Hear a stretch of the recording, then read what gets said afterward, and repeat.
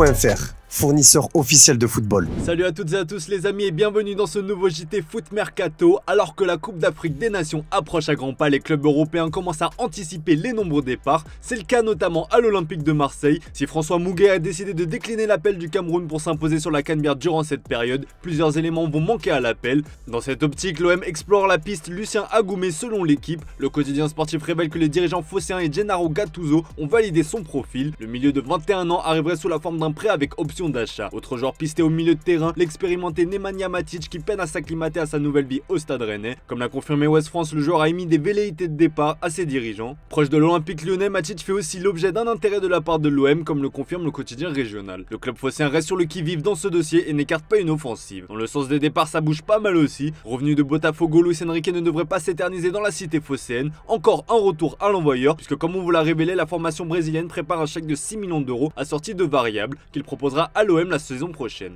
De son côté, le club olympien en attend 8 selon la Provence. En attaque, la recrue la plus chère de l'Olympique de Marseille, Vitinha, plaît beaucoup. Le quotidien La Provence nous explique que plusieurs clubs étrangers sont venus aux nouvelles pour l'instant. Pas encore d'offre officielle formulée à la direction phocéenne, mais des discussions avec l'entourage du joueur. Les Marseillais ne ferment pas la porte à un départ du Lusitanien, mais il n'est pas la priorité dans le sens des départs, contrairement à Asdin Ounahi. 4 clubs saoudiens ont montré un intérêt. Al Ittihad, Al Shabab, Al Hilal et Al Ahly sont sur le dossier, tout comme le club qatari d'Al Douaï. Les deux premiers cités sont les plus intéressés. Enfin, Sheffield United a ouvert la porte à un retour d'Iliman Ndiaye. Dans un entretien accordé à la chaîne YouTube Blades Rumble, le patron des Blades a publiquement ouvert la porte à son retour. Vous savez, je ne peux pas parler de joueurs qui jouent ailleurs, mais croyez-moi, on pense à tous les scénarios. On discute de tout, je ne peux pas vous dire qu'il va revenir ou non, mais je peux vous dire, utilisez votre imagination, a-t-il lâché. Chacun se fera sa propre interprétation. Question du jour les amis, l'Olympique de Marseille doit-il recruter un nouveau numéro 9 ou faut-il laisser le temps aux dernières recrues? Comme d'hab, on attend vos avis dans les commentaires. Hier, Antoine vous demandait quelle star va rejoindre l'Arabie Saoudite cet hiver. Et bien le nom qui revient le plus souvent est celui de Mohamed Salah, la star de Liverpool. Dans l'actu du jour, la blessure et la longue absence de Gabriel Moscardo qui n'est pas encore arrivé officiellement au Paris Saint-Germain oblige la direction francilienne à revoir ses plans pour le mercato d'hiver. Ce contretemps aura des répercussions puisque Luis Campos est déjà mis en quête d'un milieu de terrain pour la seconde partie de saison. La piste Calvin Phillips est par exemple déjà travaillée sans qu'elle ne soit prioritaire pour le moment. En attendant, le PSG connaît déjà le prix à payer et selon le média anglais E-News, branche de The Independent, Manchester City souhaite s'en séparer si possible sous forme de prêt avec option d'achat obligatoire.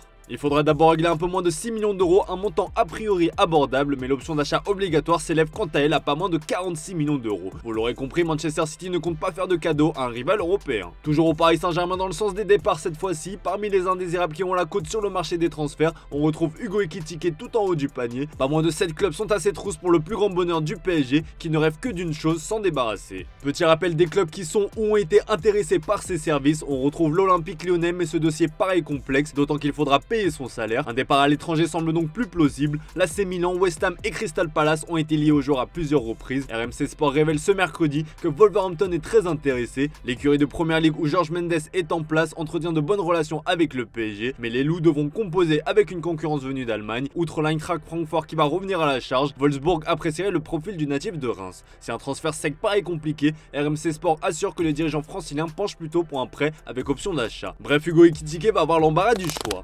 À l'Olympique Lyonnais, on compte bien profiter de ce mercato hivernal pour se renforcer afin de remonter le plus vite possible au classement. Avec un budget de 50 millions d'euros, le club lyonnais veut 2 ailiers et aimerait mettre la main sur Arnaud Danjuma d'Everton et Saïd Benrahma de West Ham. L'objectif est bien de faire signer les deux joueurs afin de solidifier les ailes où personne n'a donné satisfaction. La presse brésilienne annonce d'ailleurs que Jefinho est sur le départ. Selon nos informations, la direction rhodanienne a fait son offre contractuelle à Saïd Benrahma. Ce dernier va prendre le temps de la réflexion. L'écurie française n'a pas encore fait sa proposition aux Hammers qui demande 23 millions d'euros. Toujours d'après nos infos, l'OL a suffisamment de liquidité pour assumer un transfert sec du Fennec. Concernant Danjuma, l'OL pense à un prêt avec une option d'achat si celle-ci n'est pas supérieure à 15 millions d'euros. Si Villarreal est trop gourmand, l'OL s'orientera plutôt vers un prêt sec de 6 mois. Ce contrat jusqu'en 2026 avec le club ibérique, l'international néerlandais veut se relancer à quelques mois de l'Euro 2024. Affaire à suivre. Pour rappel, le joueur est prêté par Villarreal à Everton.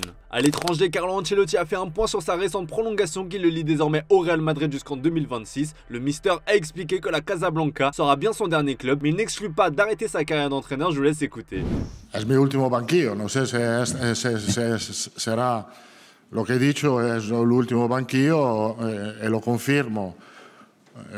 Cuando esto se acaba, no lo sé, creo que el 2026 puede ser una solamente parcial, yo puedo seguir aquí después del 2026, depende del éxito que podemos tener. No es 2026, puede ser que el último año que yo entreno, pero puede ser también que no es el último año porque puedo seguir aquí. No, yo quiero ser entrenador. Hasta el 2026 voy a ser entrenador. Ojalá pueda ser entrenador 2027 y 2028.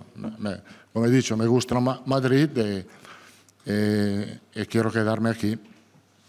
Comme vous le savez, la prolongation de Carlo Ancelotti a fait voler en éclats les plans du Brésil qui en avait fait le favori pour devenir le sélectionneur. Et bien il faut croire que la Confédération brésilienne de football ne manque pas d'idées. Sport et plusieurs médias brésiliens indiquent que José Mourinho est désormais considéré comme une piste sérieuse pour prendre les rênes de la Seleção en fin de saison. On rappelle que le Special One sera en fin de contrat avec l'AS Roma cet été. Sky Italia explique qu'un départ du coach portugais à l'issue de la saison est dans les tuyaux. Le Brésil serait donc une belle porte de sortie pour le coach de 60 ans où son expérience du très haut niveau et son palmarès ont séduit la CBF. Le verdict est tombé pour Youssef Attal, suspendu par l'OGC Nice jusqu'à nouvel ordre suite à une publication controversée sur les réseaux sociaux, appelant notamment à la destruction d'Israël. L'Algérien a été jugé ce mercredi par le parquet de Nice pour provocation à la haine à raison de la religion. Et bien ce dernier a été condamné à 8 mois de prison avec sursis simple, en plus d'une amende de 45 000 € et une publication de la condamnation sur Nice Matin et Le Monde aux frais du commandé. Selon nos informations, le latéral va faire appel et espère obtenir une réduction de peine. Pour rappel, il avait également été suspendu par la LFP pour cette rencontre de championnat. Allez, on passe aux officiels du jour. Sur ses réseaux sociaux, le Montpellier HSC a annoncé l'arrivée du défenseur Sylvain FT du Génois sous la forme d'un prêt de 6 mois avec une option d'achat fixée à 3 millions d'euros. Comme on l'a confirmé, Gelson Martins a quitté l'AS Monaco. Arrivé en 2019 en provenance de l'Atlético de Madrid, le milieu offensif portugais s'est engagé comme prévu avec l'Olympiakos. La formation grecque n'a pas précisé la durée de son contrat. De son côté, l'ASM devrait toucher 3 millions d'euros. Véritable révélation à Tottenham cette saison, Pape Matar Sarr